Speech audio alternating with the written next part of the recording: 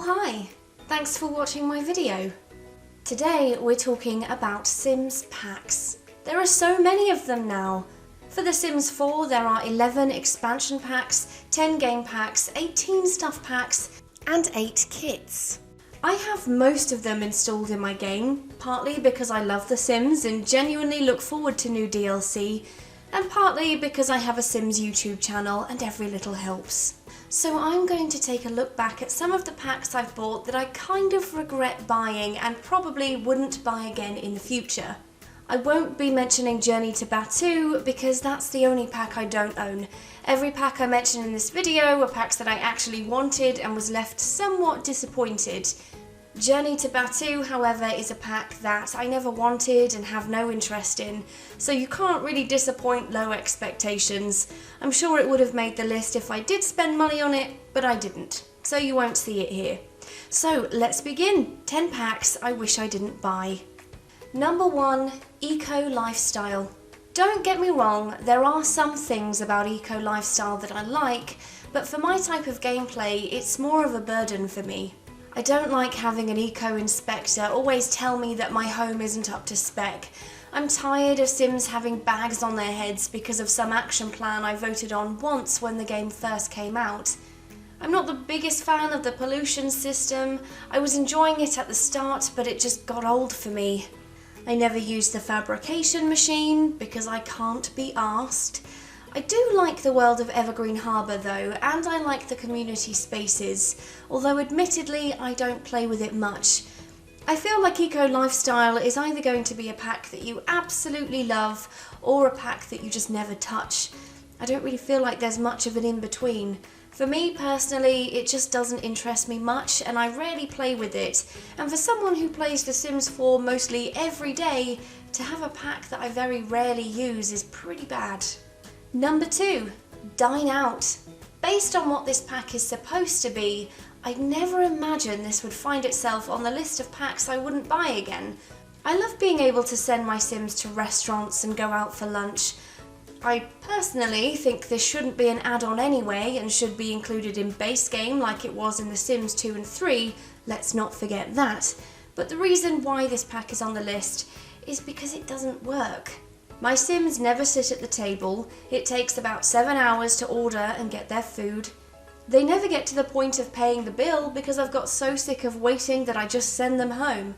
Servers put dirty dishes on my table. I basically send my Sims there to sit down for 2 seconds, order food, not eat anything because it doesn't arrive, and then get charged for it.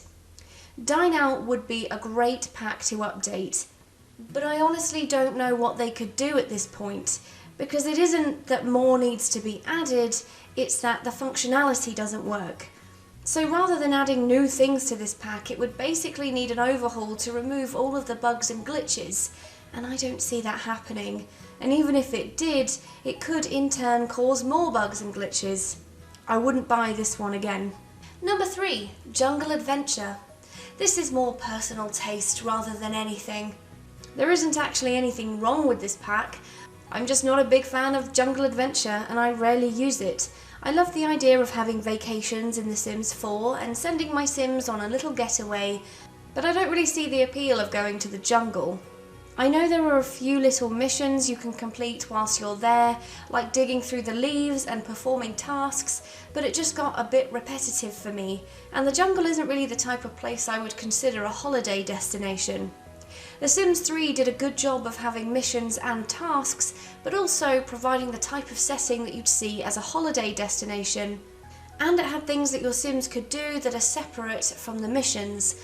I can send my Sims away to Sim France, and sure, they can go around completing lots of mini tasks for the locals, but if I don't want to do that, I can still explore the land and learn how to make wine. In Selva Dorada though, it seems like if you're not going to do the mission, there's nothing else worth going there for. It doesn't seem to have as much playability.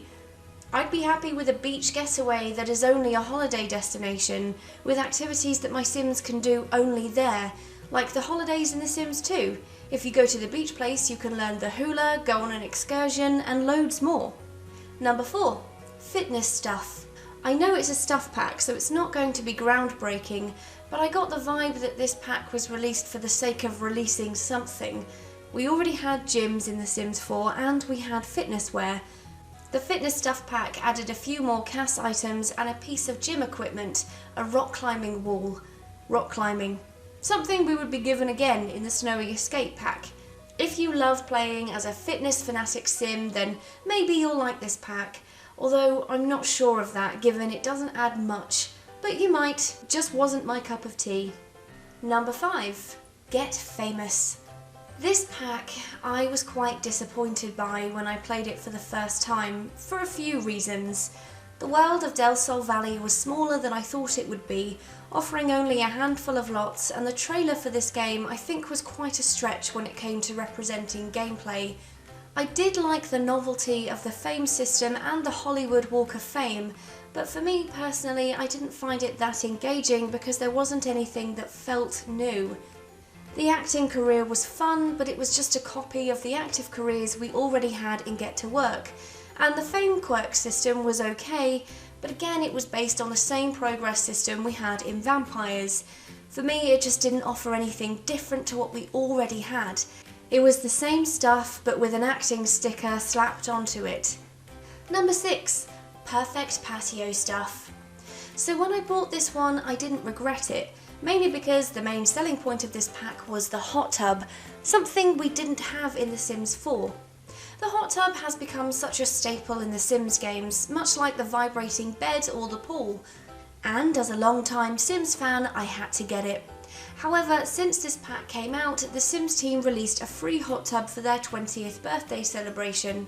I'm glad that the hot tub is now included in base game because I think it always should have been, but that does make this pack kind of useless. To me anyway. I probably wouldn't have bought it if I knew a hot tub was going to be added to base game. Number 7. Romantic garden stuff. I don't think there's anything wrong with this pack. It has some really lovely decor items and plants, and when it's put together it looks beautiful. I just think I wouldn't buy it again because I'm quite useless at building and landscaping, so although I can appreciate how pretty the items are, I could happily play without them. If I were really good at making beautiful gardens, then I'd probably be lost without it, but I'm not, so it doesn't do much for me. Number 8. Outdoor Retreat. I was so excited for this pack, and I do really like it, but there is so much lacking here. This one needs an update. The world of Granite Falls is really pretty and nice to visit.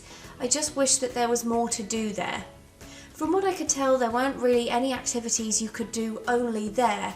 Sure, there's the hidden lot you can find, but even that gets old. This pack would be fantastic if there were more added to it, like maybe a lake with some lake activities, the kind of thing you'd see in a camp or something. They could have more wildlife like squirrels and bears, maybe add a walking trail. Just adding a few things you could only do there would make it more of an enticing place to visit. Number 9. Luxury party stuff. The only item I really like in this pack is the chocolate fountain, and that's about it. I don't think there is enough content in it, and I'm not too keen on the CAS items you get, so if I were to start my collection again, I'd bypass Luxury Party for sure. Number 10. Strangerville. I'm a bit torn on this one, because I like that the Sims team tried something new by introducing a story-based pack, but I wasn't entirely sold on it. The build and buy objects are really nice, so I definitely miss them, but there was just something about this pack that didn't sit right with me. I don't like having one world that operates completely different to the others. I don't know if the answer was to place it in a different area or what, but it just feels weird having one world with a story sitting next to loads of other worlds without. Also, I've been following The Sims for a long time, and there have been elements of storytelling in previous games. I know I'm not the only one who wanted to have more information or a follow-on from the stories that were started in previous games, and instead we got this one. I think calling the world Strangerville could have given the impression that it might be a follow-on to the previous stories, because Bella's abduction story involved a world called Strangetown. Ultimately though, I just felt that I was already invested in a story that involved characters that had been around since The Sims 1, so why would I be interested in these new characters I know nothing about? What is there to entice me to uncover their story? Naturally, this is just my opinion, and I appreciate there are plenty of people who wouldn't feel that way, so you might love this pack. It just isn't really for me. So there are 10 packs I wouldn't buy again if I restarted my collection. Which packs would you leave out next time? I'd love to know in the comments. And that's it. Thanks for watching. I hope you enjoyed it. If you did, please like and subscribe. You know I love it when you do that. And I'll see you in the next video. Bye bye.